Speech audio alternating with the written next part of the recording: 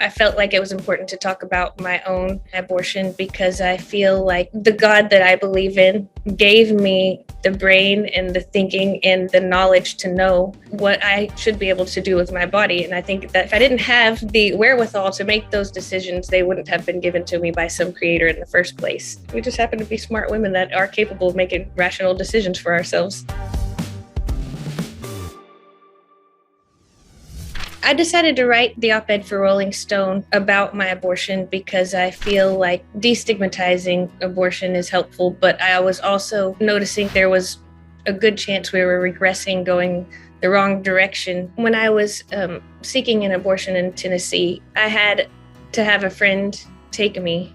The person that took me didn't view what I was doing in the same way that I did, but she still took me. We are still friends, and I know she believes that we all should be allowed to make our own choices. Might not be what her choice would be, but that's all good. So that experience was the start of a seed of an idea for me for the song The Problem. What do you wanna do? I'm scared to even say the truth. This has been the hardest year. Is it even legal? I like to do things that are more honest and more open. I feel like vulnerability makes relationships stronger. I brought Jason in because I didn't want to speak for him in a way. In order to reach more people, you need different folks. And, he's a white man with the bigger platform. We need more people talking about it and more people trying to change minds.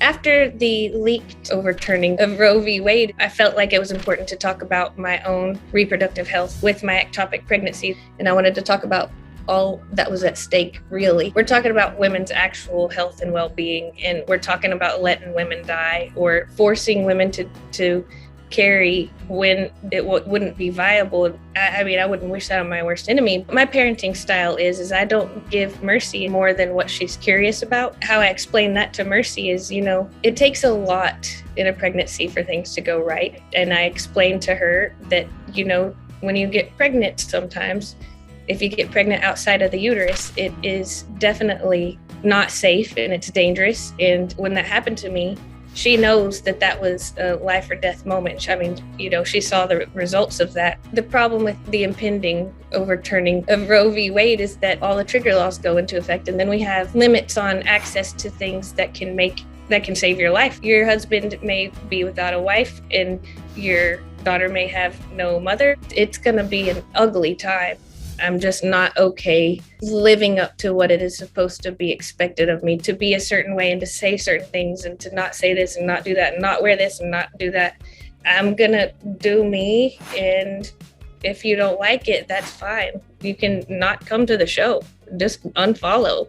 While I can be a wife and a mother, I don't have to be just those things. I'm not just that for somebody else. I'm also independently my own person with my own desires and dreams, and I'd like other folks to feel that way. I think it's part of my character to speak up. My mom instilled in me a ferociousness about occupying my space and maintaining my morals and ethics as best as I could, while at the same time realizing it's not all fair the way it's supposed to be. And it makes it fulfilling, to talk about these things, because if I didn't, I would A, not be able to sleep at night, and B, if I was to be silenced, I would be doing something false. Let's be free to be ourselves.